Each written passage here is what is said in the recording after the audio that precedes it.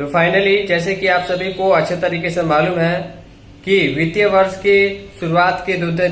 तीन दिन पहले जो है वो उस राज्य में अलग अलग राज्यों में अलग अलग समय के हिसाब से उस राज्य में सरकार की सरकारी योजनाओं के संबंध में और कहाँ कहाँ कितना पैसा खर्च करना उसके लिए बजट पास होता है।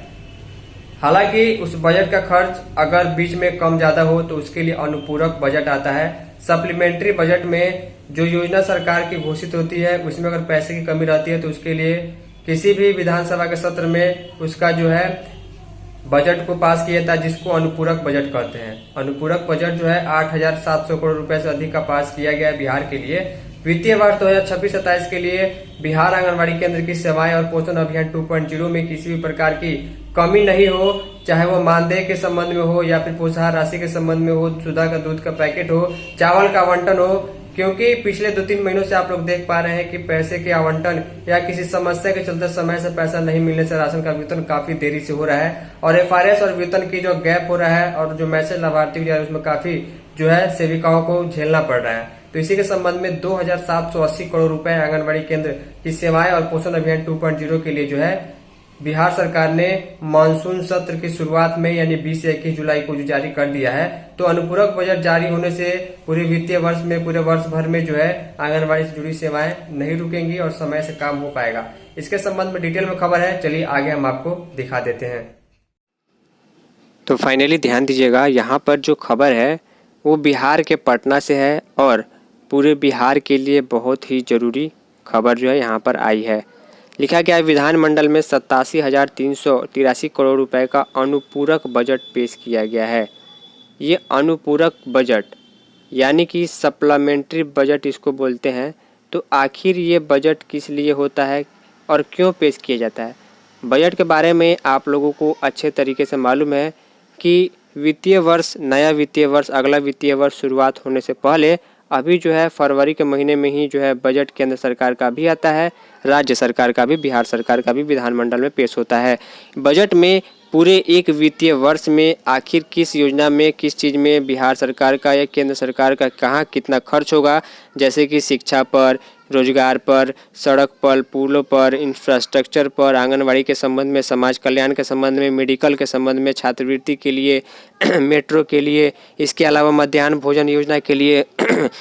बिहार सरकार की अलग योजनाओं के लिए उसका एक पूरा हिसाब किताब रहता है। लेकिन अगर किसी कारण से पैसे में कमी हो जाती है या फिर किसी अन्य योजना को जोड़ा जाता है बीच में, तो उस योजना के लिए जो खर्च होता है उस खर्च को पूरा करने के लिए सरकार जो है अनुपूरक बजट यानी कि सप्लीमेंट्री बजट पेश करती है। तो सप्लीमेंट्री बजट तो पेश हुआ है, लेकिन ये खबर मैं आपको इसलिए दिखा रहा हूँ क्योंकि आंगनवाड़ी से संबंधित योजनाओं के लिए, पोषण अभियान से संबंधित योजनाओं के लिए बिहार सरकार ने अपने बजट में अनुपूरक बजट में इसको भी पास किया है। और सबसे बड़ी बात यह है कि 2,780 करोड़ रुपए जो है आंगनवाड़ी के संबंध में अनुपूरक बजट में पास किए गए हैं, ताकि कोई भी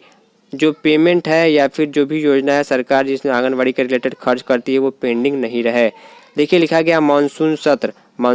जो है बिहार सरकार का 20 या फिर 21 जुलाई से चल रहा है। तो इस सत्र में पहले ही दिन सदन ने 87,000 करोड़ से अधिक रुपए का अनुपूरक बजट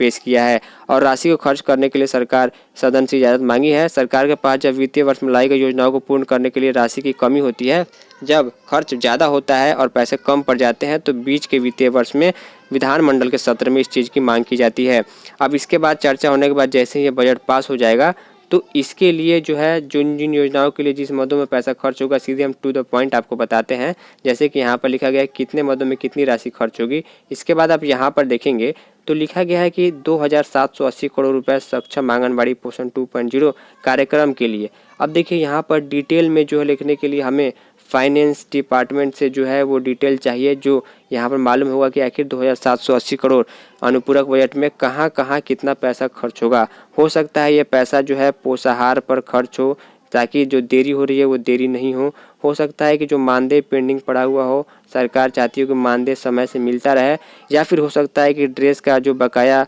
या फिर जो पेमेंट करना हो जीविका को वो करना हो, या फिर ये हो सकता है कि शुद्ध दूध का आवंटन जो है उसके लिए पेमेंट करना हो तो उसकी कमी ना हो, कोई भी चीज़ हो सकता है। लेकिन आंगनबाड़ी के संबंधित योजनाओं के लिए ही 2780 करोड़ रुपए पास किए गए हैं। देखिए यहाँ पर इस पैसे में अभी तक क्लियर नहीं है, और जो नया नियम आप लोगों ने जो 2-3 दिन पहले देखा कि 20 तारीख के जो है कैबिनेट की मीटिंग में सम्राट चौधरी जी की अध्यक्षता में जो हुई पटना में, उसमें ये नियम निकला है कि अब पैकेट वाला भोजन दिया जाएगा। तो पैकेट वाले भोजन के बारे में अभी और स्पष्ट दिशा निर्देश आना बाकी है, हालांकि नियम में बदलाव जरूर हुआ है। तो ये सारी चीज़ें थी अनुपूरक बजट के संबंध में। अब शायद आने वाले कुछ महीनों तक या पूरे वित्तीय वर्ष में पैसों की कमी नहीं होगी, योजनाएं सुचारू रूप से चलेंगी। उम्मीद करूँगा कि आप लोग चीज़ें समझ पाए होंगे। फाइनली इस वीडियो में इतना ही, तब तक के लिए धन्यवाद।